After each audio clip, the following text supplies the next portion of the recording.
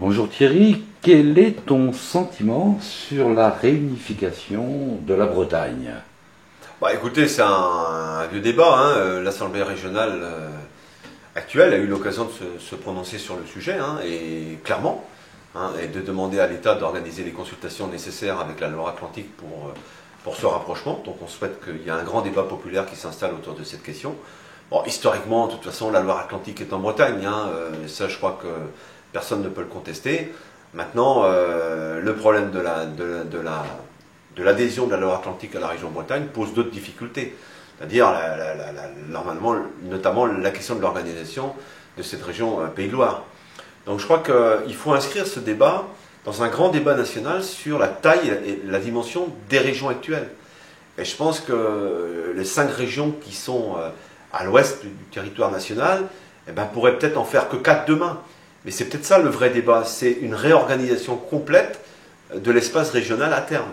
En tout cas, nous, l'Assemblée régionale, on a eu l'occasion de dire notre intérêt. C'est vrai que du point de vue stratégique, ça change beaucoup de choses, notamment par rapport à Rennes et Nantes. Mais je crois qu'on ne pourra pas éviter ce débat.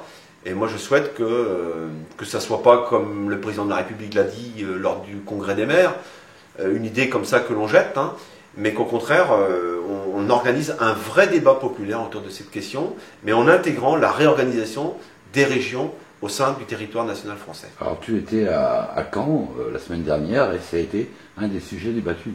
Ça a été un des sujets, c'est-à-dire la place de la région, la réorganisation avec les départements, la place des communes, des intercommunalités. Le secrétaire d'État aux collectivités territoriales, Marlex, nous a fait une intervention pour clore nos travaux, qui a été d'ailleurs un peu malmenée, hein, par la salle. C'est vrai que les régions ont beaucoup de craintes face à cela, parce qu'on a parlé de la disparition des départements, mais je suis en train de me demander si ce n'est pas la disparition des régions qu'on est en train d'engager.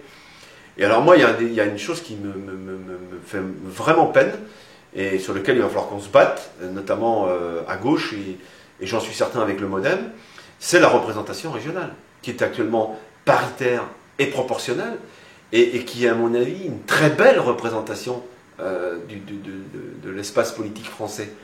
Et on est en train aujourd'hui de cantonaliser l'espace régional.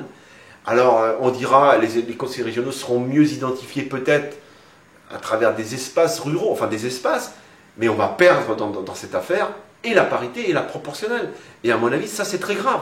Donc je demande, moi je souhaite que les forces politiques, toutes les forces politiques qui veulent défendre et la parité et la proportionnelle se mobilisent au niveau Bretagne, bien évidemment, mais aussi au niveau national, pour défendre l'espace régional comme un vrai espace de développement territorial et de développement économique. Alors on change complètement de sujet.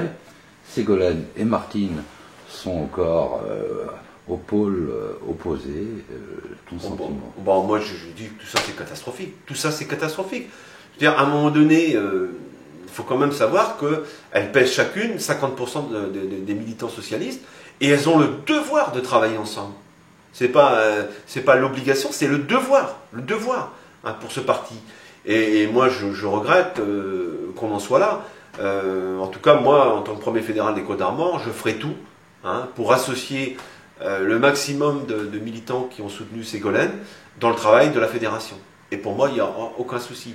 Et de la même façon, dans le respect du vote d'émotion du premier tour, on associera tous les socialistes côte-armoricains à la vie fédérale. Et le peuple français attend de nous un travail collectif.